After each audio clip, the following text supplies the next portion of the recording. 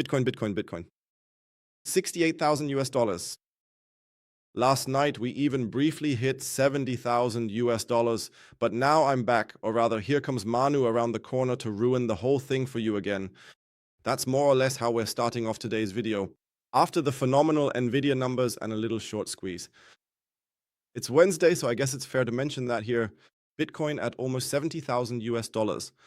The volume, to be honest, it's absolute crap. The entire setup is just total crap.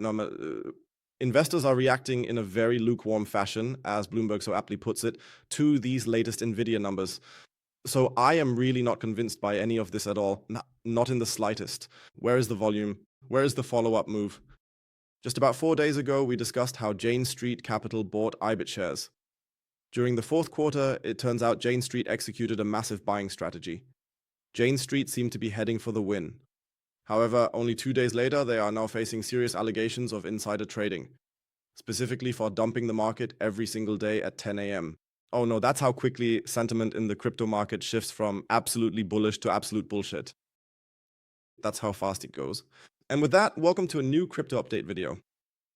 Yes, Bitcoin at $68,000. It actually looks pretty good. On the 4-hour chart, at least, we've formed a slightly higher high, even if just for a moment. But if we switch to the daily chart, it looks just as crappy as before. And now here I come again to ruin it all for you. I know you don't want to hear it, but we have to stay realistic. And the chart still looks just as crappy as it did 24 hours ago. But alright, I'd say let's take a calm look at everything. We'll take a look at the altcoins that shot up disproportionately yesterday, and already some people were shouting again. Altcoin season. After the altcoins have dropped 90%, but why not? That's just how things are done these days. Everything works. And yes, now we'll go through all the news.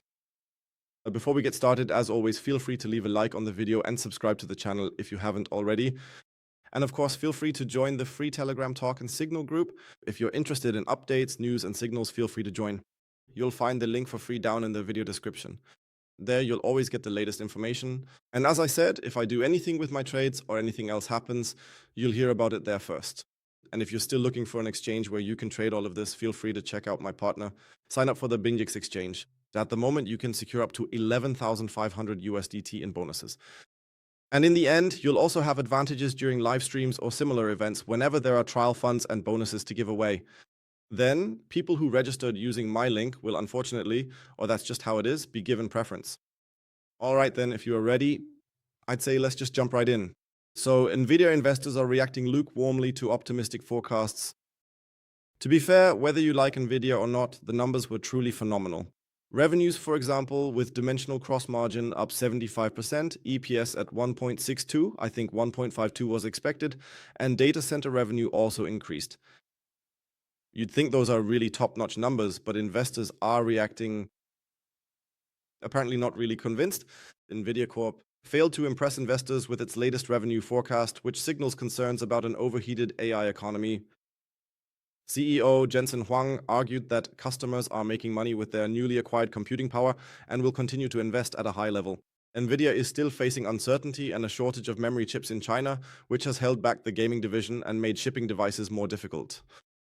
So you can deliver numbers as much as you want, but the whole AI topic is still built on pretty thin ice. I mean, we've seen in recent weeks that software companies have suffered tremendously. Then many AI companies have to raise more money without even generating any profit just to keep their entire AI operations running.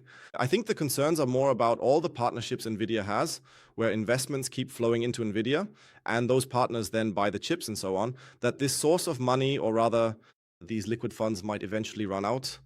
Or the AI hype could suddenly die down overnight due to circumstances that can't be foreseen right now, possible crises or something like that. And that's what is making investors a bit uneasy. But of course, it also has to be said that the stock rally is slowing down as Nvidia's results are lukewarm. So even the futures aren't really off to a good start yet. There, you have to say. It is also expected that Nvidia will be in a price range of 3 to 5%. Up and down for now, really. But I mean, the numbers, there's no denying it, were exceptionally good. It says it here again, Nvidia's eagerly awaited earnings were solid, but some on Wall Street were disappointed. About the lack of details about the outlook and what is driving them, while this should ease some AI-related fears, concerns remain regarding competition and the sustainability of infrastructure investments persist. That's apparently not what investors wanted to hear. And that brings us right to the Bitcoin chart, which yesterday, so to go back to the 4-hour time frame, we had a really, really strong pump yesterday. You still remember when I said once we get above 65,000, then we have room up to 67, and that's where we went. We even went up a bit more, but just look at the volume. So there's no volume in there, and now let's switch to the daily time frame. And that basically nullifies the whole thing again, because we really didn't manage to close above this level. That means, technically speaking, we don't have a higher high. Technically, it's just another liquidity grab, liquidity grab, liquidity grab. And now we could see another turnaround. That means for me personally, if we should go down here for now, again, for whatever reasons we don't know yet, towards 65,000 US dollars, this level has to hold in order to get a higher low here so that we can somehow get a trend reversal. At the moment, the way it looks, it just seems like pure liquidity grabbing again. Let's take a look at the heat map as well. And yes, somehow that confirms my opinion. As far as I'm concerned, we can gladly head towards 70,000 again today because that's where the liquidity is, which we've been talking about for days. 70,000 was kind of this cluster. And then where is the next liquidity? 62, and suddenly there's quite a bit of liquidity again at 55K. So you see, structurally or in general, absolutely nothing has changed. The problems are the same. Geopolitical uncertainty, interest rates remain higher for longer, Nvidia is handling everything, and the other AI sector, or rather, the other market is absolutely cooked. I think that's a pretty accurate way to put it. Let's quickly go over to Twitter. I'm making the video a bit longer today because I don't know yet if I'll be able to do a live stream, so sorry about that, but it just has to be this way today. Bank of Japan Governor Ueda is going to examine the impact of the earlier rate hikes in December. So the topic of rate hikes in Japan isn't really off the table yet, not settled. Then I brought up the topic with Jane Street, where just 2 or 3 days ago, everyone was still absolutely bullish. Yeah, awesome, they bought in. And suddenly they're being blamed for the fact that every day the price dumps at 10 o'clock in the morning or in the evening. People just pick whichever time suits their narrative.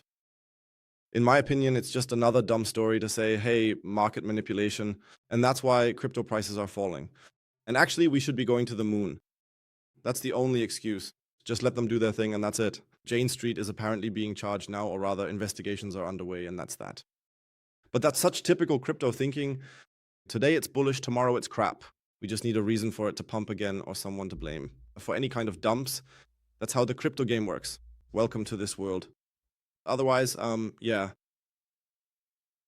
The Netherlands are doing something great. They're putting their crypto law on hold for now. The Circle earnings were very, very productive. We'll take another look at that in a moment. And apart from that, there's not much to discuss, at least in terms of news right now. So Japan is still a topic. Bitcoin, no higher daily close, in my opinion. So nothing has really changed there that could be turned into something positive. If the rally continues, yeah, okay. But then we need more volume because just the spot order book, look at it. What is that? There's 10 million in volume with buying and selling. That's nothing. There's nothing going on. The spot order book is just as dead as the crypto chart. No volume is coming in. We're just not in that phase right now. Why?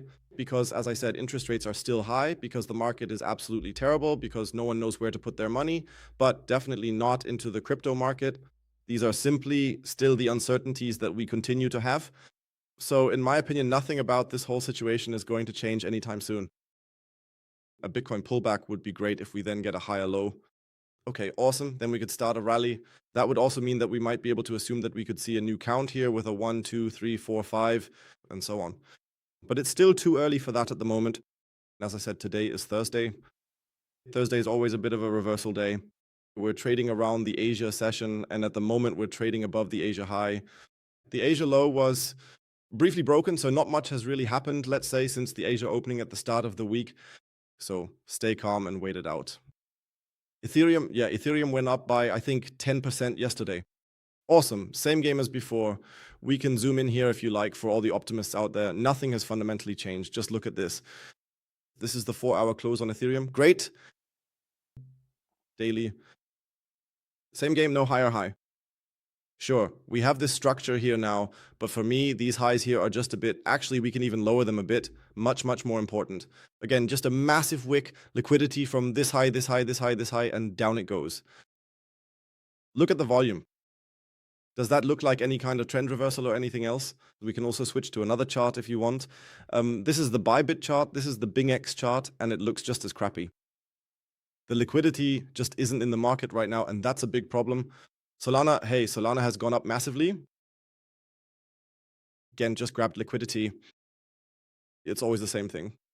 And on Twitter, more and more people are saying, yeah, that was it. I hope you all held on and you can do it. You can do it. And now things are really about to take off. Guys, we still don't have any structural change. And right now, Solana reminds me at this point exactly of the same pattern we had up here. Do you still remember that? Again and again, this liquidity swap where we were in this drawn out B wave and then it went down. And then once again, it was surprising that we dumped. And that's exactly how the structure looks right now, once again. Liquidity swapped, liquidity swapped. If we go down here again and don't form a higher low, it just looks just as crappy again. And we might even continue our trend reversal towards $50. Nothing changed. Really, nothing. Let's move on to the Forex markets. Dollar slightly weaker. Okay. USD JPY consolidating on an upward trend. But you also have to say, where is it? Where is it? Where do we have the crap currency? Here, the yen. It looks absolutely terrible. Let's take a look at government bonds. Yeah. Do we want to talk about it? I don't think so. They're going up again. Uncertainty, uncertainty, crap. Market is cooked. The US government bonds still at a high level, which means uncertainty remains high. Okay, so to sum up, fundamentally nothing has changed. Let's move over to gold. 5,190. Why is gold rising? Uncertainty.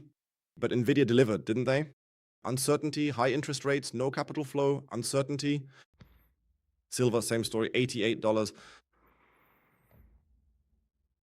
And maybe I should also mention, I'll show you the news real quick as well.